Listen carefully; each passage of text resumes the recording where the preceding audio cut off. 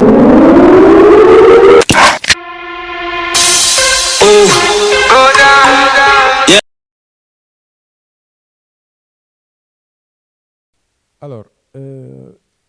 autre type d'impôt retenu à la source, c'est les sommes versées aux tiers non salariés, notamment les prestataires de services. Donc, je ne reviens pas sur la qualité de prestation de service, on en a beaucoup parlé. Si vous travaillez avec un prestataire de service, vous avez l'obligation d'opérer une retenue à la source de 5% sur la rémunération que vous lui versez, et vous allez reverser les 5% au Trésor. Donc cet impôt concerne les prestataires personnes physiques, donc pas les personnes morales, au Sénégal, ou alors les personnes morales, notamment les GIE, mais qui n'ont pas opté pour l'assujettissement à l'IS, pour des services rendus ou utilisés au Sénégal. Ça concerne également les personnes physiques, qu'il s'agit de prestataires imposés selon le régime de la contribution globale unique. Donc, si vous avez un prestataire de service qui est à la contribution globale unique, il vous fait une prestation, admettons un menuisier, un mécanicien, par exemple, qui est à la CGI, vous facture une prestation de réparation de véhicules, vous avez obligation de retenir 5% sur le montant de la prestation. Mais si le montant est égal ou supérieur à 25 000, moins de 25 000, c'est exonéré de cet impôt-là. À partir de 25 000, il faudra opérer la retenue. Pourquoi? Parce que ce prestataire, il est indépendant. Il gagne des revenus. À la fin de l'année, il doit faire sa déclaration de revenus, faire la somme de l'ensemble des rémunérations reçues au courant de l'année et faire sa déclaration, payer l'impôt sur le revenu. Mais comme l'État sait que ces gens-là, généralement, ils sont dans l'informel, et il y a très peu de chances qu'ils fassent une déclaration, l'État va dire, je préfère perdre 95% plutôt que de perdre 100%. Donc vous, l'entreprise que je connais, que je maîtrise, je vais vous demander à chaque fois que vous travaillez avec un prestataire de services assujetti, de retirer au moins 5% et de me le reverser. S'il vient déclarer, tant mieux. S'il ne vient pas, au moins, j'aurai gardé par devers moi 5% de son revenu. C'est ça le principe. Donc, si c'est quelqu'un qui est sérieux, qui à la fin de l'année va déclarer, il va déclarer le montant de son revenu, on va lui calculer l'IR à payer, et maintenant, il va dire, tout au cours de l'année, entre le 1er janvier et le 31, je travaille avec des entreprises qui m'ont retenu 5%. Ces 5%-là constituent pour moi des avances. Donc, il faudra les retirer sur l'impôt que je vous dois, l'État. En ce moment, vous allez joindre les attestations de retenue à la source que chaque entreprise avec laquelle vous avez travaillé va vous remettre, et vous allez le joindre au dossier comme ça. Vous allez le déduire du montant global de l'impôt dû pour éviter de payer 2 fois l'impôt. Est-ce que c'est clair? Donc vous, ce qui vous intéresse en tant qu'entreprise qui travaille avec un prestataire de service, c'est de lui retirer les 5% et de les reverser. Lui, s'il ne déclare pas ses impôts, c'est son problème. Mais les 5%, c'est votre problème, vous. Si vous ne le faites pas, l'État va vous tomber dessus. C'est clair? Maintenant, il faut voir qui est concerné et qui n'est pas concerné. Si c'est quelqu'un qui est au réel et que vous êtes sûr qu'il est au réel à travers Sunineya, vous n'avez pas besoin de lui retirer les 5%. Parce qu'on sait que c'est quelqu'un qui va déclarer ses revenus en fin d'année. Mais s'il est à la CGU, obligation pour vous de lui retirer les 5%. Et c'est son INEA qui va vous permettre de savoir s'il est à la CGI ou pas. Si c'est 1 à 1, s'il est au INEA, c'est une personne physique. C'est une personne physique qui relève de la contribution globale unique et qui dépend d'un centre fiscal donné. C'est clair? Obligation de retenir l'impôt sur les salaires à travers les bulletins de paie. Obligation de retenir les 5% sur les prestataires que vous payez à des prestataires de services. Le prestataire de service, il ne fait pas de bulletin de paie. Il fait une facture parce que c'est un indépendant. Il vous a vendu un service. Il vous facture le service en utilisant le modèle qu'on a vu tout à l'heure. Il met son nom, ses références, il met le montant de la prestation et il met moins 5%. Vous lui versez un montant net. Mais ça, c'est obligatoire à partir d'une rémunération mensuelle de En tout cas, toute rémunération qui commence à supérieure ou égale à 25 000 francs. Ce n'est pas par mois, mais c'est par prestation. C'est bon? Une question? Si le prestataire de service là, dans sa facture, il n'y a pas la retenue de 5%, nous, on lui paye quand même la somme qu'il a donnée, moins 5%. Oui, vous opérez la retenue de 5%, toujours. C'est rare d'ailleurs qu'il mette 5%. Un mécanicien n'est pas au courant de cette législation-là. Il va faire une facture où il va mettre, voilà les biens que j'ai achetés pour vous, voilà ma rémunération, 30 000 francs. Donc il va dire par exemple 130 000, parce qu'il ne connaît pas. Il va s'attendre à recevoir 130 000. Mais vous n'allez pas lui payer 130 000. Vous allez lui payer 130 000 moins 5% de la main-d'œuvre. Donc la retenue ne s'applique, je sais pourquoi vous rigolez, la retenue ne s'applique que sur la prestation et non sur les biens. Donc lui, il a intérêt, quand il vous facture, de préciser que sa facture, il y a des biens et des services là-dedans. Donc il faut qu'il détaille sa facture. Il va dire par exemple, j'ai acheté les amortisseurs, ainsi de suite. Ça m'a coûté 50 000 francs. Mais moi, ma main-d'œuvre, c'est 30 000 francs. Donc, vous me devez 80 000 francs. Ouais, d'accord. Mais vous, quand vous lui payez, vous ne le payez pas 80 000 francs. Vous lui payez 80 000 francs moins 5% de 30 000. OK? Parce que la prestation est de 30 000 et c'est supérieur à 25 000. C'est à partir de 25 000, c'est applicable. S'il vous fait une facture où il dit montant TTC 80 000, sans distinguer la prestation du bien, vous appliquerez 5% sur 80 000. Ça, c'est la théorie et c'est la loi. Maintenant, quel est le mécanicien qui va accepter de payer les 5%? Ça n'existe pratiquement pas. Ce qui veut dire que c'est l'entreprise qui va supporter les 5%. Donc vous allez reverser à l'État 5% de 30 000, bien que vous n'avez pas opéré la retenue. Ça veut dire que l'entreprise a supporté la charge fiscale. Okay? Mais si vous travaillez avec un consultant qui s'y connaît, lui, il n'y a pas d'état d'âme. Il est censé connaître la loi. Quand vous allez lui verser sa rémunération, il faudra retenir 5% là-dessus. Okay? Mais un mécanicien ou un menuisier, c'est beaucoup plus compliqué. C'était ça votre question? Oui, je sais. Entre la théorie et la pratique, souvent il y a un fossé. Cette même retenue s'applique sur les loyers. Quand vous contractez avec un bailleur, donc il met à votre disposition un local, vous lui payez un loyer à la fin du mois. On vous dit que si le loyer atteint 150 000 francs ou plus par mois, vous devez retenir 5% sur le montant du loyer et reverser les 5% à l'État. Donc, généralement, c'est les propriétaires, personnes physiques. Maintenant, si le propriétaire a remis la gestion de l'immeuble à une société civile immobilière ou une agence immobilière, vous n'avez pas à opérer la retenue à la source. C'est l'agent immobilier qui doit le faire à votre place. Parce que l'agent immobilier est intermédiaire entre le propriétaire et le locataire. Il encaisse les revenus du propriétaire au niveau du locataire et il les reverse au propriétaire. Mais au moment de le reverser, lui ou elle, l'agence, doit retenir 5%. Ça, c'est entre l'agence et le propriétaire. Vous n'êtes pas concerné. Mais si vous êtes en relation directe avec le propriétaire du local, on vous oblige à opérer la retenue de 5% sur le loyer si le montant atteint 150 000 francs brut. Là également, c'est un autre problème. Il y a beaucoup de propriétaires qui ne comprennent pas cette disposition fiscale-là. Si vous ne le faites pas, c'est sur vous qu'on va tomber parce que l'obligation de retenue s'applique sur le locataire et non le propriétaire. Pareil, il y a un bordereau à utiliser, un formulaire pour remplir pour payer cet impôt-là.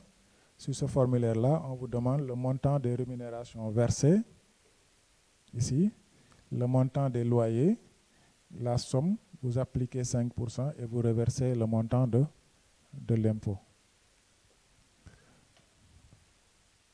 C'est bon? Voilà. S'il y a des questions maintenant concernant ces deux impôts-là, je suis à votre disposition. Oui.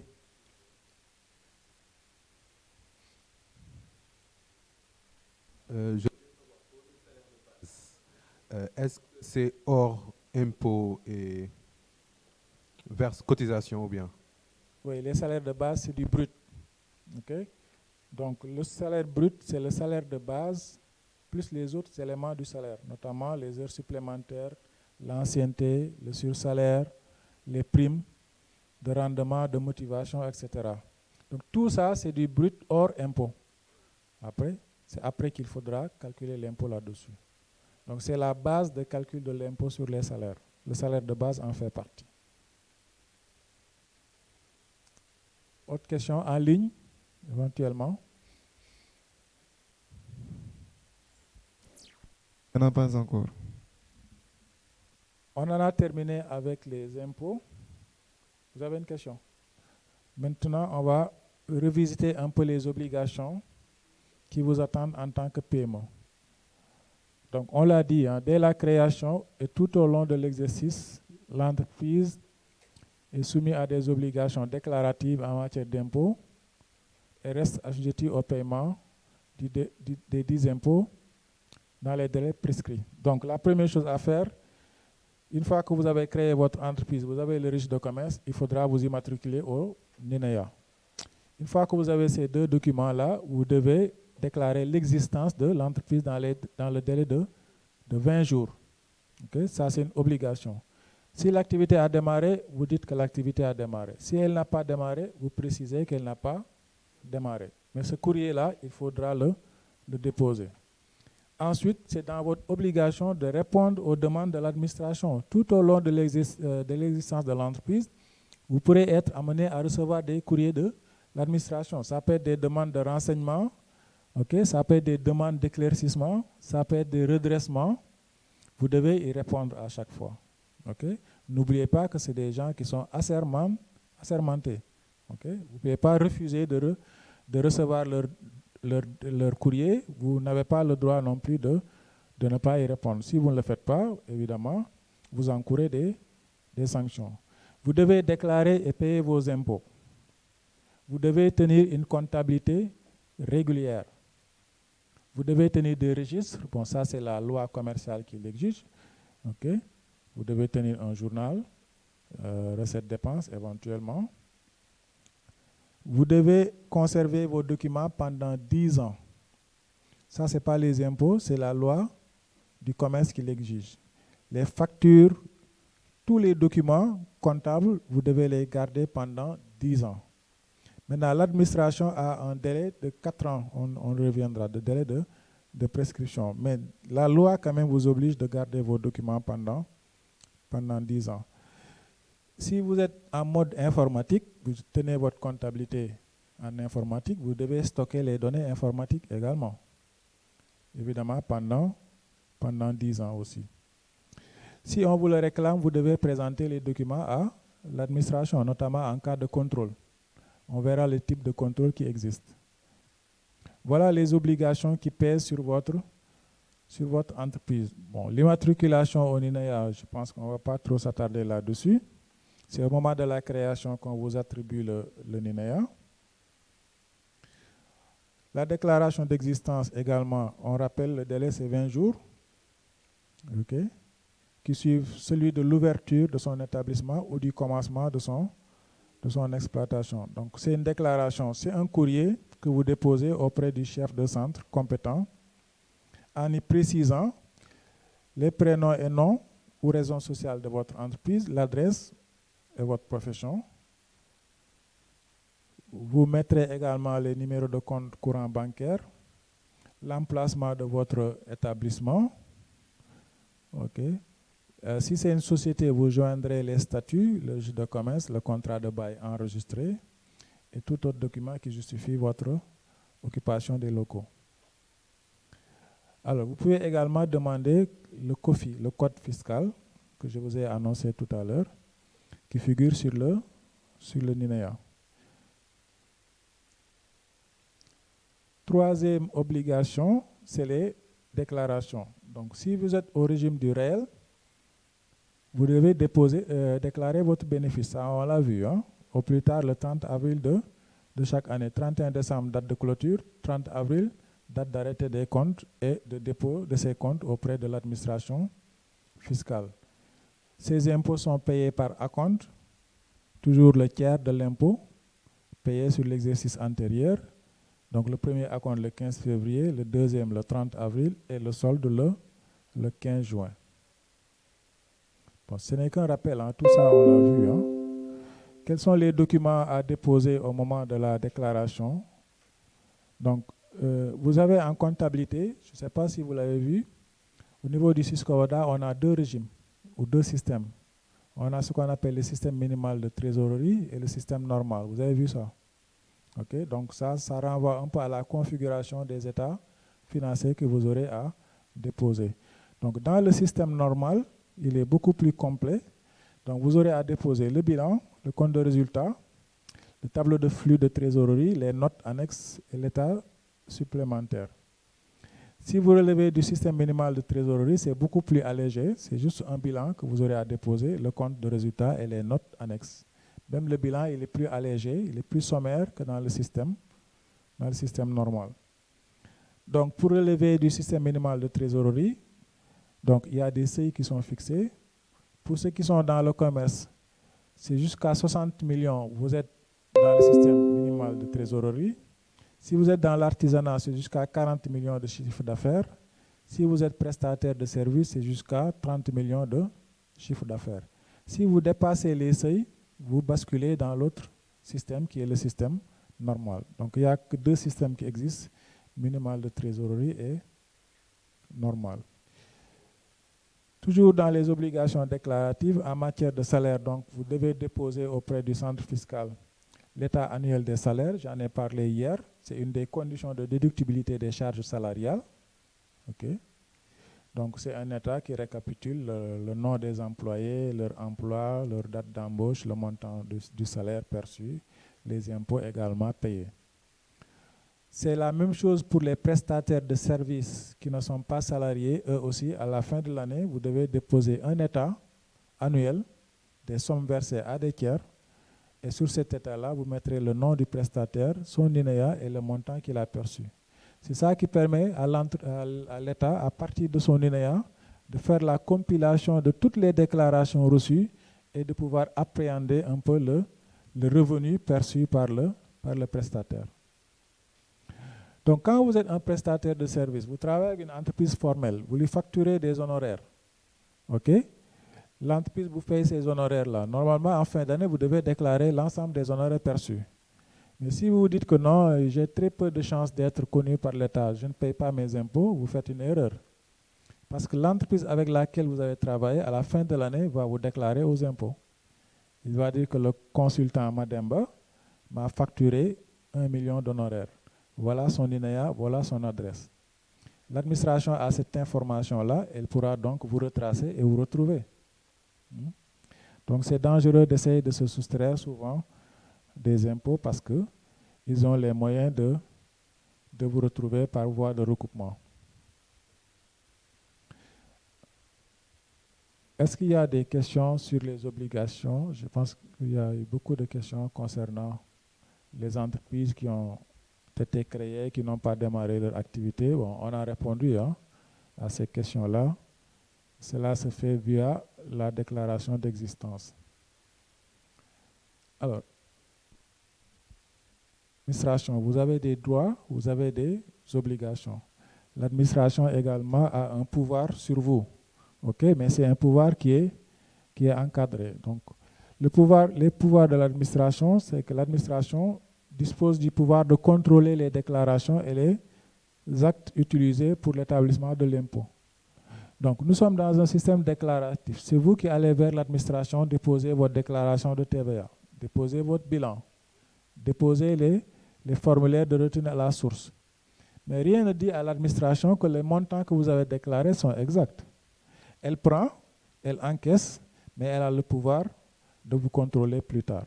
Donc, elle peut, par des moyens qui lui sont propres, contrôler si les montants déclarés correspondent à la réalité. Maintenant, si elle constate des omissions, des insuffisances, des erreurs, okay, elle peut procéder à des corrections. Okay. Maintenant, si elle corrige, elle peut vous sanctionner parce que, effectivement, vous avez essayé de vous soustraire à l'impôt, ainsi de suite. Mais ce délai-là est encadré également. Okay. Il y a ce qu'on appelle le délai de reprise, qui est limité dans le temps et qui est de 4 ans. L'administration ne peut pas vous contrôler au-delà de 4 ans. On est en 2020, on ne peut pas vous contrôler sur l'exercice 2015, par exemple. Okay. On peut vous contrôler sur 2019, sur 2018, sur 2017 et sur 2016. 2015 est un exercice prescrit, tombé sous le coup de la prescription. Le contribuable, il a ses droits. On a vu tout à l'heure les obligations, mais il a des droits également.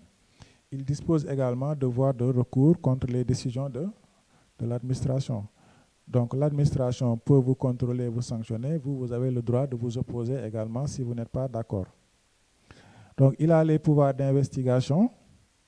C'est des opérations de contrôle qu'il peut faire pour enquêter ou faire des perquisitions, mais ça, il doit le faire entre 6h et 21h. Hein. Les procédures de mise en jeu pour l'obtention de l'enseignement. Donc, il peut vous envoyer un courrier de demande d'éclaircissement ou de justificatif. Vous avez déclaré de la TVA tout au long de l'année. Il peut vous envoyer un courrier pour vous dire « Justifiez-moi la TVA que vous avez récupérée sur tel mois ou sur telle période ». À ce moment, vous devez lui envoyer les éléments de justificatif. Ou alors, il dit « J'ai vu votre bilan que vous avez déduit des salaires pour un montant de 50 millions l'année. Expliquez-moi ce montant-là, à quoi est-ce qu'il consiste? J'ai besoin d'éclaircissement et vous devez y répondre. » Il a le droit de communication. L'administration peut saisir votre compte bancaire sans que vous soyez informé.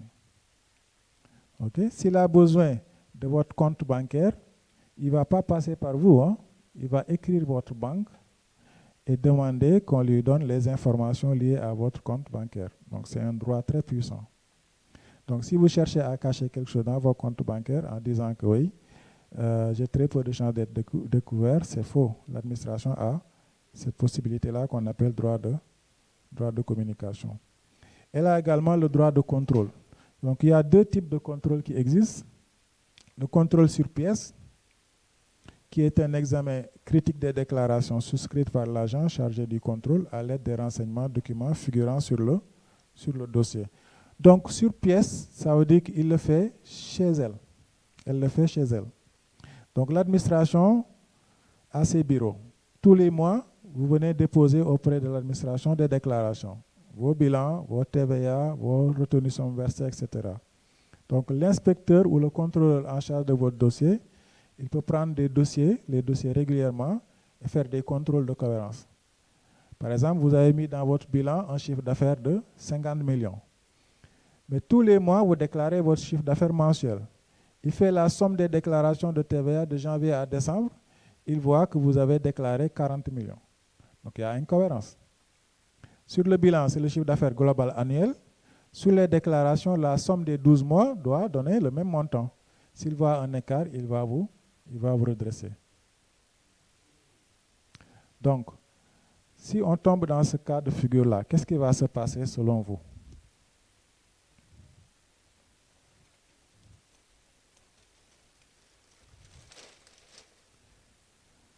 Donc, le bilan que vous avez déposé, bon, dans le bilan, c'est le compte de résultat, hein, entendu. Hein?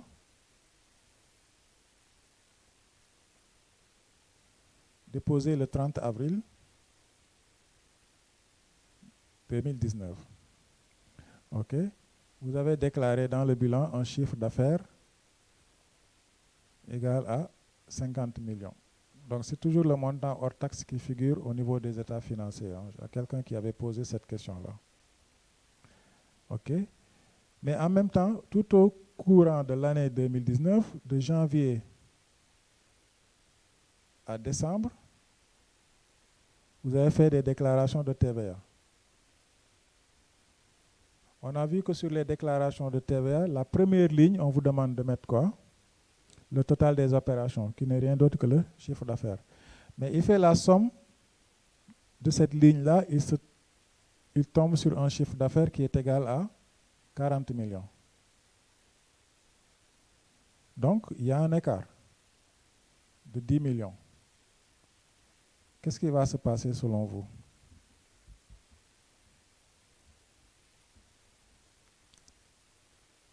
Oui, derrière.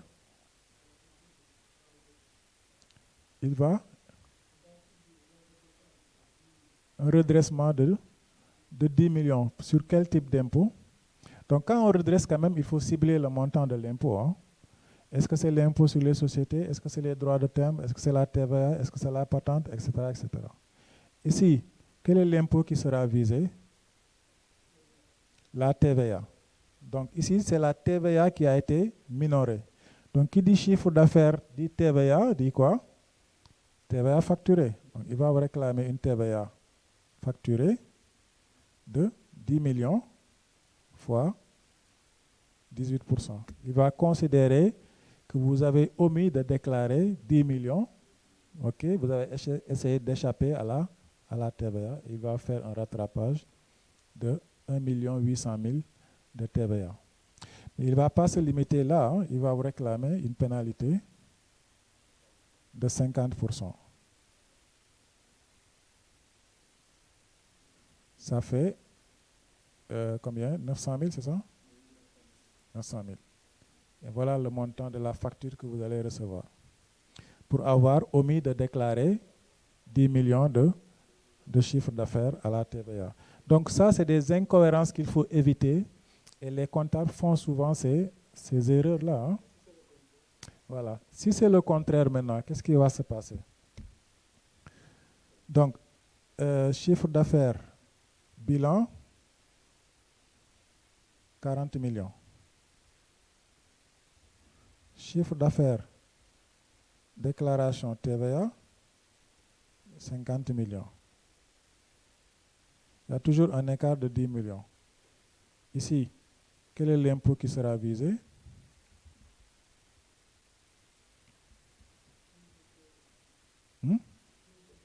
Toujours TVA. L'impôt qui dit bilan dit résultat. Donc ça veut dire que le résultat a été minoré de 10 millions. Donc l'impôt sur le bénéfice a également été minoré de 10 millions. Donc si vous aviez déclaré un bénéfice de 5 millions, l'administration va dire non, ce n'est pas 5 millions. Vous me devez 5 millions plus 10 millions que vous avez soustrait à votre bilan. Donc le redressement va porter sur 15 millions. Bon, on va dire 10 millions parce que les 5 millions, on les a déjà imposés. Admettons à l'IS. On va vous demander un complément d'impôt de 10 millions fois 30%. OK? D'impôt à payer plus des pénalités de 25%. Donc voilà comment ça se passe en matière de contrôle sur pièces en cas de découverte d'incohérence liée à une minoration des déclarations. Soit on a minoré la TVA collectée, soit on a minoré l'impôt sur les bénéfices. Donc faites attention sur les déclarations que vous déposez au niveau de l'administration fiscale. Il y a une question, oui.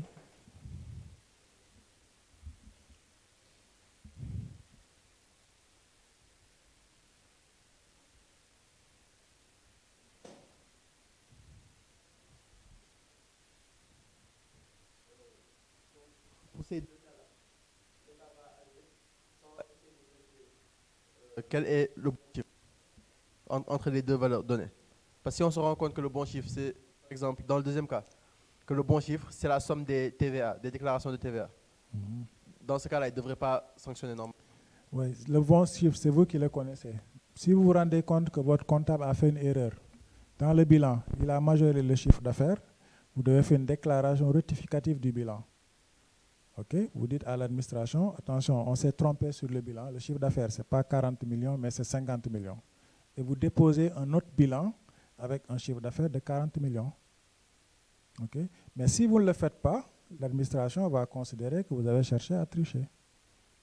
Tant que vous ne corrigez pas, okay, elle va considérer que c'était de la minoration. Et là, après, il vous sera difficile de le justifier. Donc, même si c'est parti après coup, prenez le temps quand même de contrôler après ce que vos comptables vous donnent. Okay? L'erreur, ça existe, hein? L'erreur est humaine. Ce n'est pas forcément de la minoration, ça peut être une erreur. Peut-être qu'il a comptabilisé la même facture 2 fois ici et que les déclarations sont justes, correspondent à la réalité. Mais faites le contrôle. Quand vous constatez qu'il y a une erreur, corrigez l'erreur. Ici également, c'est possible hein, qu'il y ait une déclaration de trop, que le bon chiffre d'affaires, c'est 40 millions et non 50 millions. En ce moment, vous faites une déclaration rectificative de TVA qui va corriger le montant. Vous avez toujours la possibilité de faire des déclarations rectificatives. Hein. Après, il faudra le justifier, évidemment. Ça, c'est le contrôle sur pièce. Il n'a pas besoin de se déplacer. C'est à partir des éléments que vous avez déposés qu'il fait ces contrôles de cohérence. Il peut également, vous pouvez déposer un bilan de 50 millions, déposer une déclaration de TVA de 50 millions, mais l'administration fait des contrôles à travers d'autres clients, par exemple, vos clients. Et se rend compte que votre chiffre d'affaires, ce n'est pas 40 millions, mais c'est 50 millions parce qu'elle a pu avoir l'information à partir d'autres clients avec lesquels vous avez traité. Donc, elle a pu découvrir une dissimulation de 10 millions de chiffre d'affaires. Là également, elle va vous redresser. Mais cette fois-ci, c'est à elle de le justifier. De dire que voilà, nous avons reçu des informations provenant de tel client.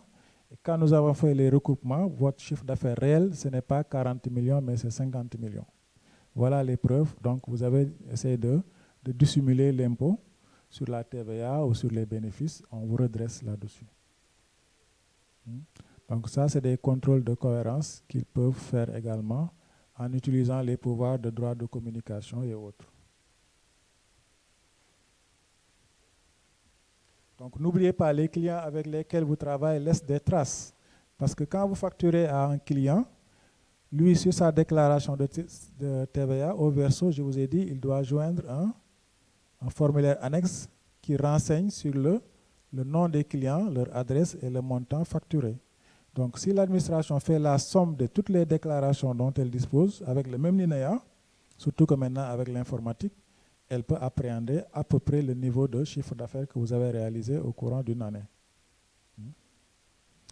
Aujourd'hui, c'est des logiciels qu'ils ont. Hein. Ils n'ont pas besoin de faire des calculs manuellement. C'est des logiciels qui font les contrôles de cohérence. Donc, elle va faire une requête pour dire « Sortez-moi tout le chiffre d'affaires réalisé au Sénégal avec le NINEA 275 450 2V2. » La machine va tout de suite le sortir. Parce que c'est un système intégré qui permet, à partir d'un NINEA, de faire la somme de l'ensemble des transactions qui ont été faites sur la base de ce NINEA-là. Donc, si ce NINEA-là, c'est le NINEA de votre client, ça veut dire que c'est le chiffre d'affaires que vous avez réalisé avec ce client-là. Donc, l'administration aura cette somme-là et va la comparer maintenant avec le bilan que vous avez déposé. S'il y a incohérence, elle va procéder à des rectificatifs. Deuxième type de contrôle, c'est le contrôle sur place. Là, comme son nom l'indique, c'est chez vous. L'agent va se déplacer et venir dans votre entreprise et procéder au contrôle. Et là, c'est toute la comptabilité qu'il va contrôler.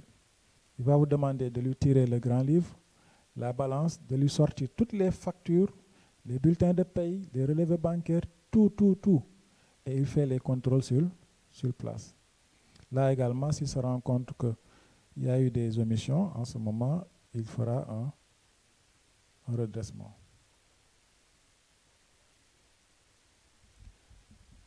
Donc, quelles sont les procédures de rectification contradictoire? C'est la procédure normale. Hein? Alors, il y a deux possibilités de redressement. Soit l'administration s'est rendu compte des incohérences ou bien des minorations, elle vous envoie une notification de redressement justifiée.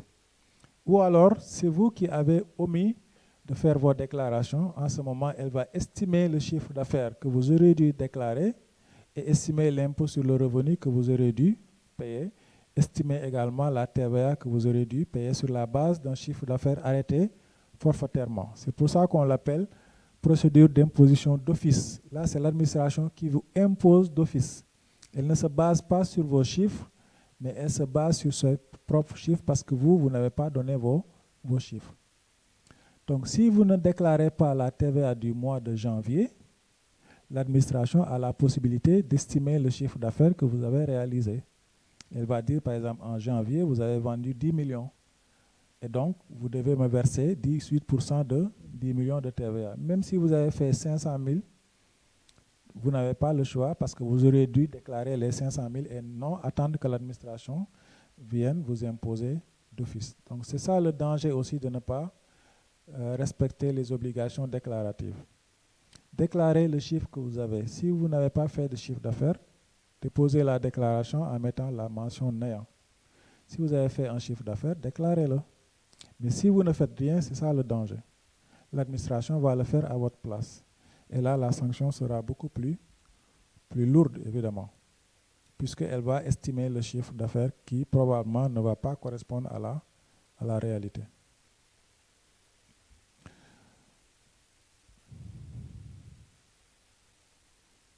Bon, la vérification aussi ne doit pas se faire n'importe comment. La vérification sur place. Vous avez des droits qui vous sont garantis et l'administration doit respecter ces droits.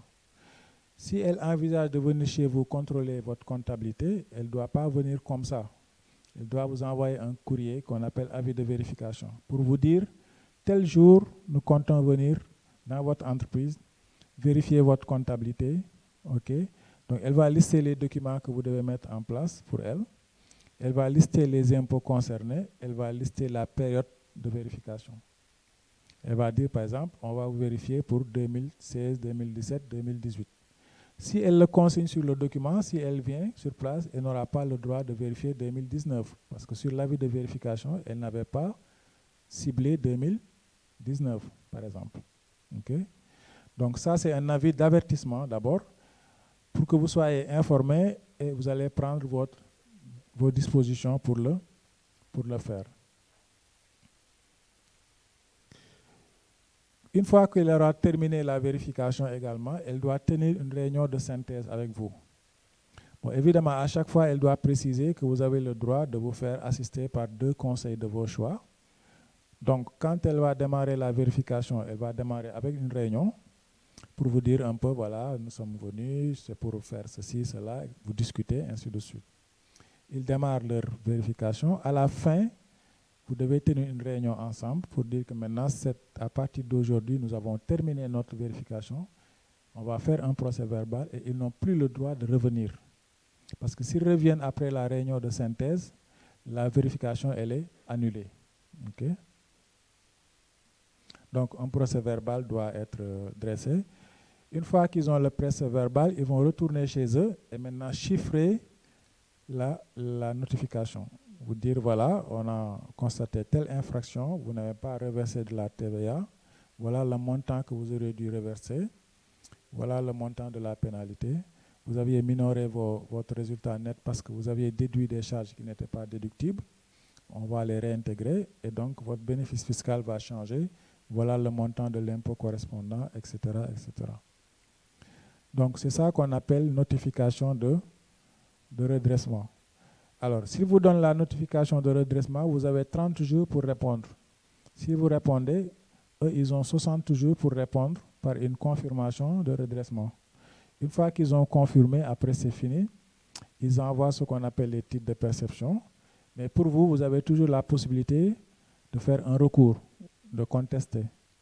Vous pouvez saisir la Direction générale des impôts, vous pouvez saisir le ministre des Finances, vous pouvez saisir le juge pour arbitrer si toutefois vous n'êtes pas tombé d'accord sur les redressements. Donc, il doit y avoir un débat contradictoire entre vous.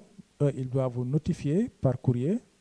Vous avez 30 jours pour répondre à leur courrier et eux, ils ont 60 jours pour répondre toujours à vos courriers. Quand ils ont fini de vérifier les 4 exercices, par exemple, ils n'ont plus le droit de revenir encore. Donc, ces exercices déjà vérifiés sont fort clos. Okay? Ils sont atteints par la prescription. Donc, on ne peut pas vérifier un contribuable 2 fois pour les mêmes exercices. Hein? Oui. Non, ils ne vous donnent pas de pénalité. Est-ce qu'il y a un préjudice? Si vous avez raison, ils vont annuler. Donc, en principe, il n'y a pas de préjudice. Bon, peut-être vous allez dire, ils m'ont fait perdre mon temps, etc. Ils m'ont stressé. Bon, mais ça...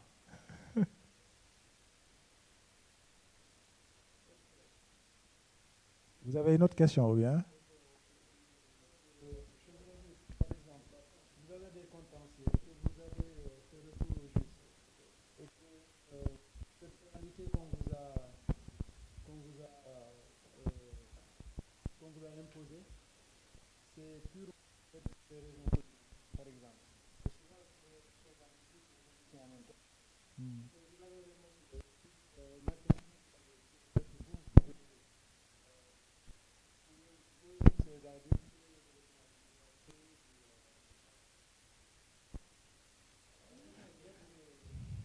non, elle est claire en plus.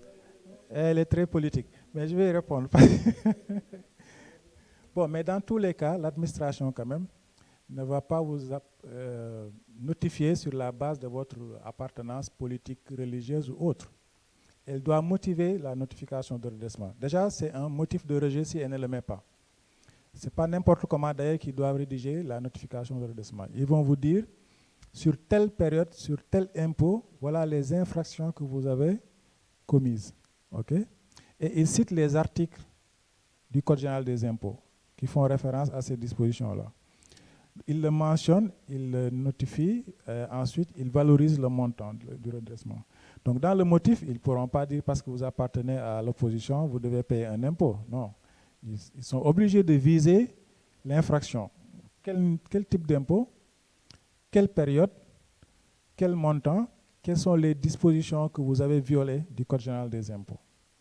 Ça, s'ils ne le font pas, vous n'avez même pas besoin de vous fatiguer. Vous demandez l'annulation pure et simple de la notification. Même s'ils avaient raison sur le fond, mais ils ont péché sur la forme parce qu'ils ont omis, par exemple, de citer les dispositions fiscales qui ont été violées par le contribuable. Mieux, à la fin même, ils sont obligés de vous rappeler que vous êtes obligé, vous avez le choix de vous faire assister par 2 conseils de votre choix. Cette phrase-là, même s'ils ont omis de le mettre, la notification, elle est nulle. Donc, on voit bien quand même que c'est encadré. Bon, maintenant, dire que c'est parce que je suis politicien, bon, ça, c'est une appréciation subjective, hein, mais qui ne peut pas être vérifiée sur une procédure de notification de redressement. Et quand ça va arriver sur la table du juge, lui également, il va regarder en fonction des dispositions fiscales. Est-ce que vous les avez violées ou pas? Si ce n'est pas le cas, le juge va casser la décision de l'administration. Et s'il y a des impôts qui avaient déjà été payés, l'administration va vous rembourser ces impôts-là. Bon, maintenant, des cas de dommages et intérêts, je n'en ai pas vu. Je ne crois pas que ça soit prévu. C'est clair? Bien. Bon, mais c'est quand même des gens professionnels. Hein. Moi, je pense qu'il ne faut pas aussi les jeter la pierre. Hein. En tout cas, les gens avec lesquels je suis en contact depuis 20 ans, c'est quand même des gens très, très professionnels. Et vous avez beaucoup de moyens de recours au sein même de l'administration. Parfois, avant même d'en arriver au juge, vous pouvez saisir le directeur général des impôts en arbitrage. Et lui, il a des conseillers qui sont neutres, qui ne sont pas impliqués dans le dossier. Il va leur transmettre le dossier, ils vont regarder. Si l'administration a tort, ils n'hésitent pas à dire que l'administration a tort, il faut annuler. Si l'administration a raison, ils vont dire l'administration a raison sur vous. Vous, si vous persistez, maintenant, vous saisissez le juge en ce moment, qui va le juger comme n'importe quelle affaire. En s'appuyant évidemment toujours sur les dispositions fiscales qui vous régissent. Donc voilà les procédures qu'on va essayer de rappeler un peu. Donc, demande de dégrèvement. Une fois qu'on vous a notifié un redressement, vous avez la possibilité, s'il y a une erreur, vous pouvez demander qu'on l'on corrige. Donc, cette procédure-là s'appelle demande de dégrèvement. Okay? Par exemple, on m'a imposé, je reçois ma déclaration, mon avertissement, qui dit que mon entreprise doit un impôt de 5 millions d'impôt sur le revenu.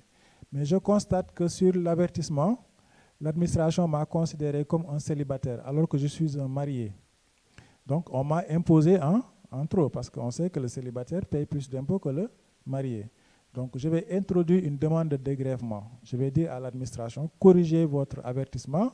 Je ne suis pas célibataire, je suis marié, et vous joignez, par exemple, votre certificat de mariage avec le courrier. Et eux, s'ils le reçoivent, s'ils sont convaincus, ils vont corriger, ils vont vous dégréver le montant de l'impôt. Donc, le surplus qu'ils vous réclament, ils vont vous le retourner. C'est ça qu'on appelle dégrèvement. Donc, ce courrier, vous l'introduisez auprès du centre des services fiscaux dont vous dépendez. Donc, ça, c'est pour corriger une erreur de l'administration. Demande de restitution de remboursement, on l'a vu pour le cas de la TVA. Il y a un crédit de TVA, vous voulez être remboursé, vous introduisez une demande de remboursement de la TVA. S'il s'agit d'impôts sur les salaires, votre situation de famille a changé entre-temps. Donc, il y a des impôts qui ont été prélevés en trop. Vous demandez qu'on vous les rembourse. Si vous faites l'objet d'un redressement, donc la procédure, c'est que l'administration vous envoie un premier courrier qu'on appelle notification de redressement. Vous répondez. Si l'administration n'est pas convaincue, elle vous envoie un courrier qu'on appelle confirmation de redressement. Donc, ça veut dire que le premier redressement qu'ils avaient appliqué se confirme. Après, maintenant, ils vont essayer de rentrer dans leurs finances. Ils vont vous envoyer ce qu'on appelle des titres de perception. Et là, c'est le chef du bureau de recouvrement qui vous l'envoie et vous avez 8 jours pour le payer. Si vous ne le faites pas, c'est d'autres procédures également de recouvrement qui vont s'entamer. Notamment, ils vont prendre un huissier qui va venir recenser vos biens pour les saisir, les vendre, ainsi de suite. Ou alors, ils font ce qu'on appelle un avis à tiers détenteur. Vous leur devez de l'argent, vous refusez de payer, ils vont saisir votre banque. Ils vont demander à la banque de bloquer le montant de l'impôt dû. C'est ça qu'on appelle avis à tiers détenteur. Et le banquier est obligé de le faire. Il n'a pas besoin d'avoir votre aval pour ça. D'ailleurs, en général, vous n'êtes même pas au courant. C'est votre banquier plus tard qui vous envoie le courrier pour vous dire, attention, l'administration m'a envoyé un courrier pour me demander de bloquer un montant X de votre compte par rapport aux impôts. Maintenant, débrouillez-vous avec l'administration. Si vous allez voir le chef de centre, vous lui dites que vous avez probablement fait une erreur, cet impôt-là, je l'ai déjà payé, vous continuez à me le réclamer. Voilà la quittance qui justifie que j'ai payé l'impôt. Là, l'administration va dire, ah ok, on s'est trompé, donc on va saisir encore votre banque et on va vous attribuer ce qu'on appelle une main levée. Là, la banque va débloquer le montant et votre compte va continuer à fonctionner normalement. Si vous n'arrivez pas à le justifier, il y a un délai de 1 mois, la banque sera obligée de virer le montant dans le compte bancaire du Trésor. Et quand l'administration va faire un avis à tiers détenteur, elle va envoyer le courrier à toutes les banques de la place. Elle va dire partout où il y a un compte associé au nom de Mamadou Diallo, entreprise individuelle, etc., bloquez-moi ce montant de 500 000 qu'il me doit. Toutes les banques vont vérifier. Si vous avez un compte, ils vont bloquer 500 000. Si au-delà du délai, vous n'arrivez pas à le justifier, la banque va envoyer les 500 000 dans le compte bancaire du Trésor. Donc ça, c'est un moyen également de recouvrement que l'administration a. Maintenant, si l'administration vous a envoyé les titres de perception et qu'entre-temps, vous arrivez à justifier que l'administration a tort, en ce moment, ce n'est pas une demande de remboursement, mais vous envoyez ce qu'on appelle une demande d'admission en non-valeur des titres de perception. Et là, ça va à haut niveau. C'est le ministre, en fonction des montants, c'est soit le directeur général des impôts ou le ministre des Finances qui a le droit d'annuler les titres de perception qui ont déjà été émises. Eux aussi, ils vont vérifier est-ce que la procédure elle est réglo, est-ce que vous avez raison. Si oui, ils vont dire on va annuler les titres de perception et on va vous restituer le montant que vous aviez payé indûment. Recours devant la commission de droit d'enregistrement et la commission paritaire de conciliation au sein de l'administration. Donc vous pouvez la saisir en cas de contentieux pour qu'il règle le différend qui vous oppose à l'administration. Vous avez le recours hiérarchique, c'est auprès du ministère de l'économie et des finances en cas de contestation du bien fondé des redressements. Et le dernier recours que vous avez, c'est le recours juridictionnel. Donc, si vous n'obtenez pas gain de cause malgré tous les recours préalables, notamment au niveau de l'administration ou bien au niveau du ministère des Finances et du Budget, vous avez toujours la possibilité de porter votre combat devant les tribunaux. Et le juge va également statuer sur votre dossier. Et s'il vous donne la raison, l'administration va annuler les redressements et vous rembourser les montants. Ou alors le juge peut confirmer et dire que l'administration a raison sur vous. En ce moment, évidemment, vous perdez puisque vous avez atteint le recours le plus élevé dans la hiérarchie des procédures. Quelles sont les sanctions? Je réponds à une question de ce matin. Il y a l'intérêt de retard. OK. Il y a également les majorations et pénalités. Donc les amendes, c'est en fonction des impôts et des déclarations. Vous avez des amendes de 200 000, de 500 000, de 1 million, voire même de 5 millions. Défaut ou retard de production des déclarations, vous avez des pénalités de 25, de 50% ou de 100%. 100% généralement, c'est quand c'est une récidive. On vous a une fois attrapé pour défaut de déclaration de TVA. La première pénalité, c'est 50%, pardon. Si vous récidivez, on vous attrape une deuxième fois, ce sera 100% de pénalité parce que vous êtes entêté et vous continuez à tricher. À côté des sanctions financières, on a tendance à l'oublier, il y a les sanctions pénales. Parce que l'impôt, c'est des deniers publics. Okay? Si vous les minorez, vous faites de la fraude fiscale, donc du détournement de deniers publics. Et en ce moment, il y a un aspect pénal qui va s'inviter. Et donc, à chaque fois que vous essayez de vous soustraire frauduleusement à l'établissement du paiement d'un impôt, que ce soit par dissimulation ou défaut de reversement ou manœuvre frauduleuse ou détournement des impôts dus, vous avez collecté l'impôt sur les bulletins de salaire de vos employés, mais vous avez refusé de le reverser. Donc, c'est l'impôt d'une autre personne que vous êtes en train de consommer. Vous avez facturé de la TVA à un client, vous avez refusé de le reverser, vous l'avez mis dans votre trésorerie et vous continuez à travailler avec. Donc, vous avez fait un détournement d'impôt. En ce moment, il y a une amende de 5 à 25 millions que vous encourez. Ça, c'est la sanction financière. Mais il y a une sanction pénale à côté. Donc, ça peut vous amener en prison. Ça va de 2 à 5 ans de prison. Fraude comptable. Beaucoup de chefs d'entreprise demandent à leurs comptables de manipuler les comptes. C'est extrêmement dangereux. C'est sanctionné également par une amende et des peines d'emprisonnement. Quand vous tenez une comptabilité irrégulière, okay? Quand vous dissimulez ou passez des écritures sans pièce justificative, quand vous minorez le chiffre d'affaires, okay? Là, vous êtes en complicité avec votre comptable. Tous les deux, vous pouvez aller en prison. Donc, si vous êtes comptable, faites attention. Si vous êtes chef d'entreprise, faites attention également. Bon, après, il y a des taxes spécifiques où il y a également des peines spécifiques liées à ces taxes-là. Les délits de faux, l'outrage également, opposition au contrôle, c'est interdit aussi. Hein. Quand l'administration vous contrôlez, vous ne pouvez pas vous opposer à cela. Hein. Encore une fois, c'est des agents assermentés. On en a terminé avec les aspects fiscaux. Monsieur Dion, question.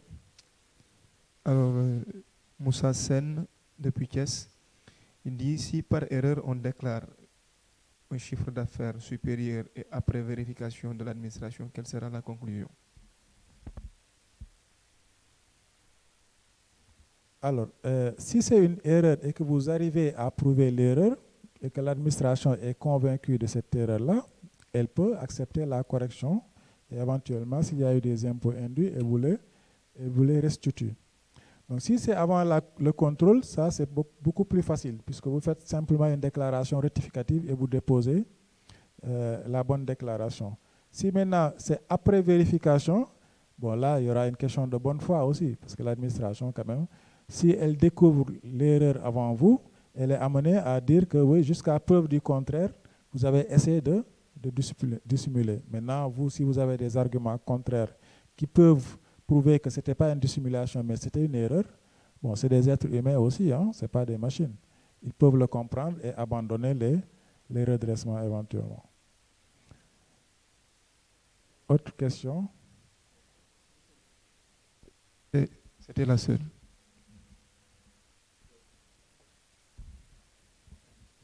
Merci. Vu que le frais d'enregistrement nous concerne, est-ce que vous pouvez nous éclaircir un peu sur le droit d'enregistrement?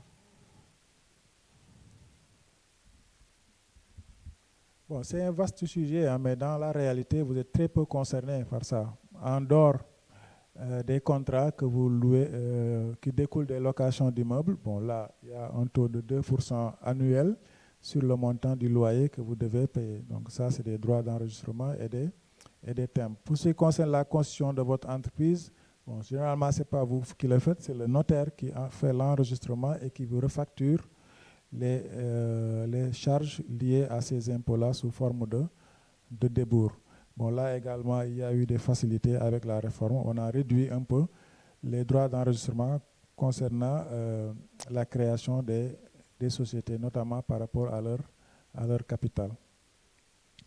Alors, sur les aspects sociaux, donc, les conséquences qui découlent du choix de la forme juridique sont à la fois fiscales et sociales. Sur le plan social, bon, on avait évoqué une bonne partie. Donc, c'est en fonction de la forme juridique qu'on peut voir quelles sont les protections sociales qui sont visées, par exemple. Donc, dans notre législation sociale, vous avez la protection sociale assurée par la Caisse de sécurité sociale, notamment à travers les prestations familiales, les accidents de travail et maladies professionnelles. Vous avez l'IPRES qui prend en charge la vieillesse, notamment la retraite. Et vous avez les institutions de prévoyance maladie qu'on appelle IPM, qui, elles, s'occupent de la protection liée à la maladie. Donc voilà le régime de protection sociale qui existe au Sénégal. Maintenant, c'est en fonction de la forme juridique de votre entreprise que vous saurez est-ce que vous êtes concerné par telle branche ou telle autre branche. Alors, voilà, donc le statut social du dirigeant. Dans le cadre de l'entreprise individuelle, on l'a dit et on le répète, vous ne pouvez pas avoir le statut de salarié. Donc la protection sociale ne vise que les salariés. Donc on peut comprendre par là que quand vous êtes en entreprise individuelle, il n'y a pas de retraite, il n'y a pas de caisse de sécurité sociale, il n'y a pas d'IPM. C'est à vous de vous débrouiller peut-être pour trouver les solutions alternatives, notamment auprès des assurances maladie et autres. Okay? Vous allez voir une assurance privée, vous contractez une assurance, vous versez une prime et en cas de maladie, l'assurance pourra se substituer à vous et prendre en charge. En cas d'accident, pareil, l'assurance pourra le couvrir. Okay? En cas de retraite, entre guillemets, l'assurance également pourra se substituer pour vous verser des revenus parce que pendant que vous étiez en exercice, tous les mois ou tous les ans, vous aviez une prime que vous versez sous forme d'épargne. Okay? Que vous allez utiliser quand vous serez en fin d'activité en tout cas. Mais retenez que l'entrepreneur individuel ne peut pas avoir de salaire parce qu'il ne peut pas être salarié. Donc il est contraint de s'assurer volontairement pour couvrir les risques. Si vous êtes salarié, c'est différent en ce moment. Soit vous êtes dans une SA, dans une SARL ou dans une société de personnes. Dans une société anonyme, les dirigeants ont le statut de salarié. Donc, ils cotisent à l'IPRES, à la Caisse de sécurité sociale, et bénéficient de cette protection sociale-là. C'est valable pour les SARL, que l'on soit gérant majoritaire ou gérant minoritaire. Pour les sociétés de personnes, c'est comme une entreprise individuelle. Les associés ne peuvent pas bénéficier de ces couvertures-là parce qu'ils ne peuvent pas avoir le statut de salarié. Okay? Alors, quand vous êtes affilié maintenant aux différentes branches de protection sociale, vous avez des cotisations à verser. Ces cotisations-là sont fixées en fonction d'un taux et en fonction d'une assiette. À la Caisse de sécurité sociale, vous avez un taux de 7% sur le salaire brut plafonné à 63 000 francs. Donc les 7% couvrent ce qu'on appelle les prestations familiales. Vous avez à côté la branche accident du travail qui est également couverte par la Caisse de sécurité sociale, avec des taux qui varient de 1% à 5%. Donc en fonction de la dangerosité de l'activité. Si vous êtes dans le commerce, par exemple, c'est 3%. Si vous êtes un consultant, c'est 1%. Si vous êtes dans les BTP, où le risque d'accident de travail est beaucoup plus élevé, le taux de cotisation sera de 5%. Toujours sur une assiette basée sur le salaire brut, mais plafonné à 63 000 francs. Pour l'IPRES, le patron également cotise au taux de 8,4%, plafonné à 360 000 francs. Dans le cadre du régime général, vous, en tant que salarié, vous cotiserez au taux de 5,6%. Si vous êtes cadre, donc en plus du régime général qui concerne tout le monde, vous devez faire une cotisation complémentaire pour les cadres avec des taux respectifs de 2,4% pour le salarié et 3,6% pour l'employeur.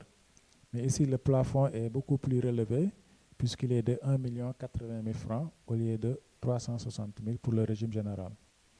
L'IPM, les taux varient de 4 à 15% pour le patron, pareil pour le salarié, avec un plafond de 250 000 francs. Donc c'est en fonction de l'IPM dans laquelle vous êtes qu'on vous fixera le taux de cotisation. Donc l'IPM couvre la couverture maladie. La Caisse de sécurité sociale couvre les prestations familiales et l'accident de travail ou maladie professionnelle. L'IPRES couvre la retraite. Oui, monsieur. Le micro derrière.